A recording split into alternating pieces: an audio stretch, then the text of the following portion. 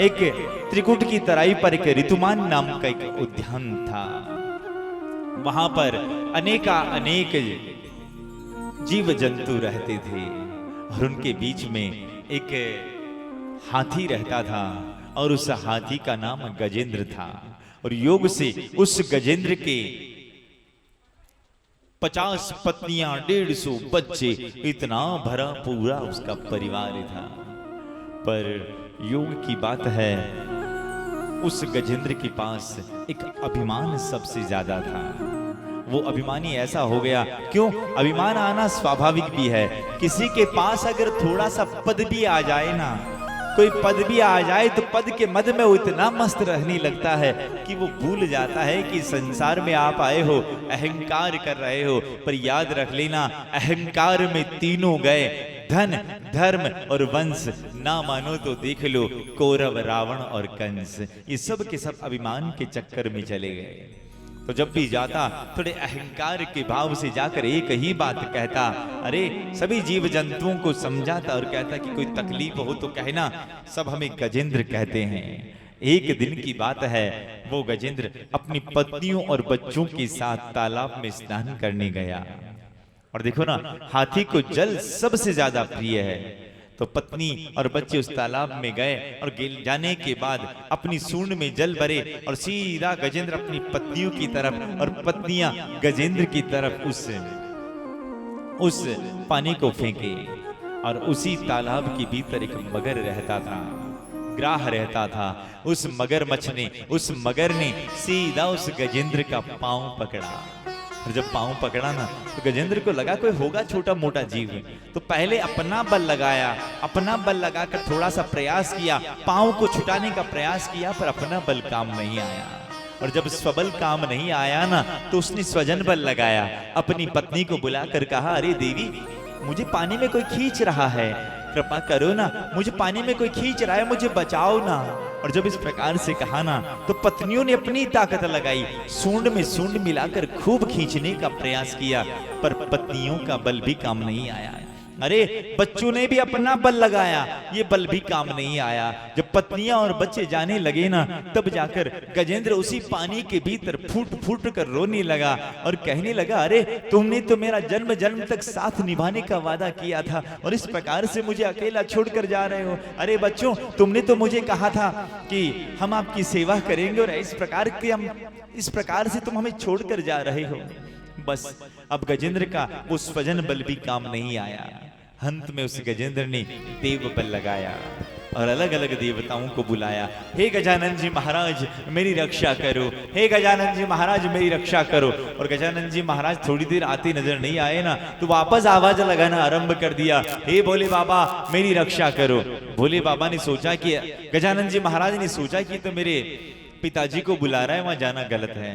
अब पिताजी को बुलाते हुए रोका और कहा, हे माता पार्वती मेरी रक्षा करो। भगवान भोले ने सोचा कि अरे ये देवी को बुला रहा है, हमारा जाना गलत है, इसलिए कोई आया नहीं। देखो, ये कथा केवल गजेंद्र की नहीं है, हम सब की कथा है और हम सब गजेंद्र है। क्योंकि हमारे जीवन में थोड़ा अभिमान क्या आ जाए, हम अभिमान में भगवान तक को भी भुला देते हैं। और उस ग्राह ने, उस मगर ने जिस प्रकार से गजेंद्र का पांव पकड़ाना, ध्यान रखना, काल जब आता है ना, तो सबसे पहले अपना पांव ही पकड़ता है। जब ये पांव धीरे धीरे काम करना बंद कर देना, तो समझ लेना ये भगवान की तरफ से घंटी बज चुकी है, सावधान हो जाओ। और भगवान एक बार नहीं, चार बार घंटियां बजा बजा कर सावधान करते हैं। पहली घंटी कब? जब आपके माथे के काले काले बाल सफेद होने लग जाए ना, तो समझ लेना ये भगवान की तरफ से पहली घंटी है। मानो भगवान ये कहना चाहते हैं कि भैया एक काम कर, अब तो माला हाथ में ले ले और माला फेरने लग जा। पर ये जीव माला हाथ में नहीं लेगा, सीधा फैंसी स्टोर की दुकान पर जाएगा, मेडिकल पर जाएगा और जाकर सीधा डाई की पुड़िया ले लेगा, पर माला हाथ में नहीं लेगा।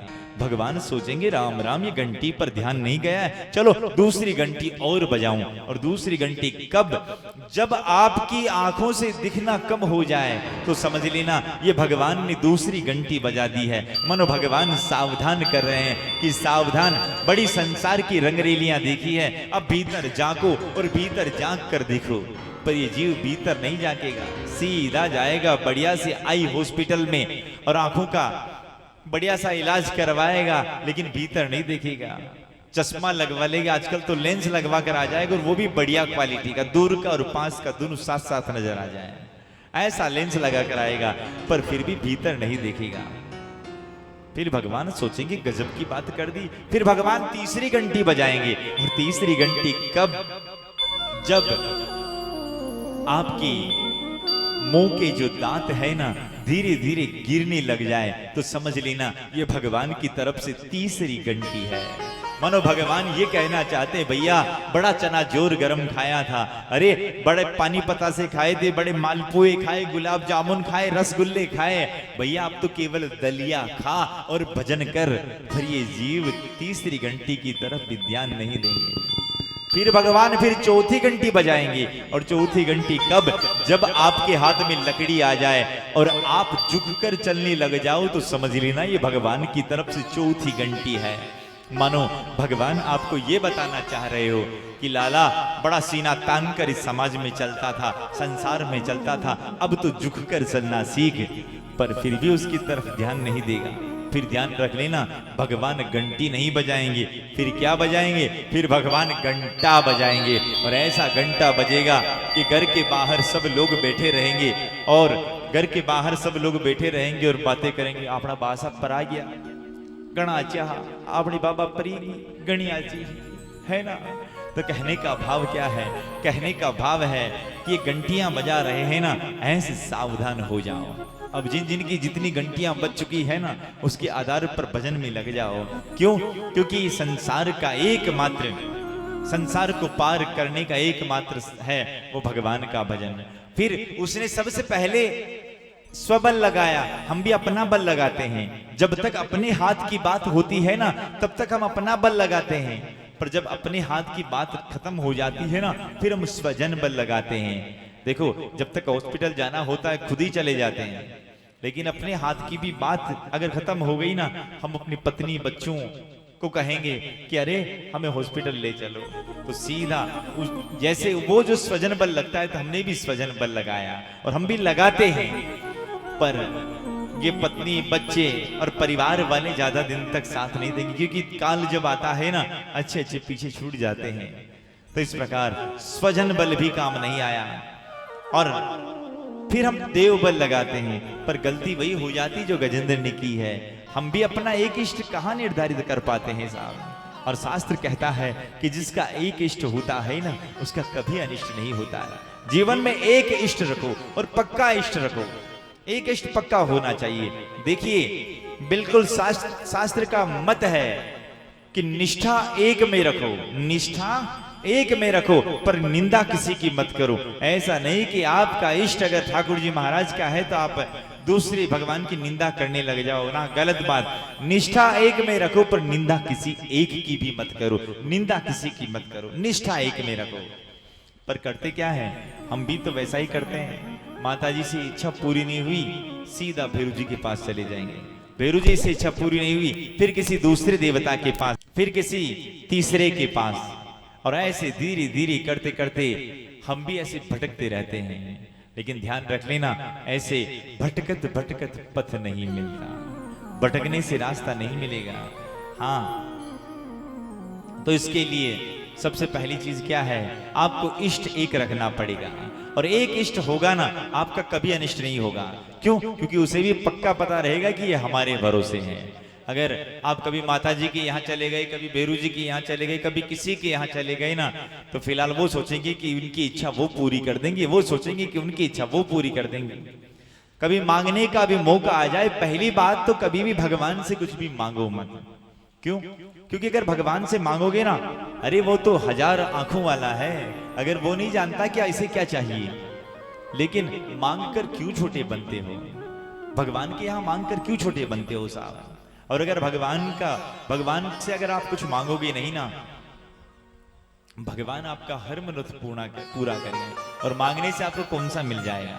मिलेगा वही जो आपके भाग्य में लिखा है, और भगवान को सारा पता है। तो मांगकर क्यों छोटे बनते हो साहब? एक सेठ जी क्या 2 नौकर काम करते थे। एक नौकर रोज सेठ जी को कह लो, सेठ जी आज मैंने 100 रुपए चाहिए, 100 रुपए दिए। आज मुझे 200 रुपए चाहिए, 200 देना। फिर 5 दिन निकले, सेठ जी आज 300 की जरूरत है, सेठ जी आज 500 की जरूरत है, और महीने में 10 बार पैसा मांग ले। और एक नौकर ऐसा कि 1 महीना हो जाए ना तब तक 1 पैसा भी ना मांगे, कभी कभी 2 महीने भी निकल जाए तो पैसा ना मांगे। तब सेठ जी की क्या इच्छा होगी, अरे तो मुझसे कुछ मांगता ही नहीं है, मैं इसे कुछ दूं। अगर भगवान से भी अगर हम कुछ मांगेंगे नहीं ना तो निश्चित भगवान भी आपको देने का प्रयास करेंगे। अरे तो मेरा तो भगत मुझसे कुछ मांगता ही नहीं, तो मांग कर क्यों छोटे बनते हो साहब। जब भी जाओ ना तो भगवान के पास जाकर एक ही चीज मांगो, प्रभु आपकी कृपा बनी रहे। और हाँ, फिर भी अगर मांगना पड़े तो जो आपका इष्ट है उससे मांगो। जैसे आपका इष्ट अगर ठाकुर जी का है तो अगर बालाजी के मंदिर में गए हो ना तो बिल्कुल प्रणाम करो, और प्रणाम करके अगर बालाजी महाराज से मांगना पड़े तो एक ही चीज मांगो कि प्रभु हमारे ठाकुर जी का आशीर्वाद हम पर सदा बना रहे।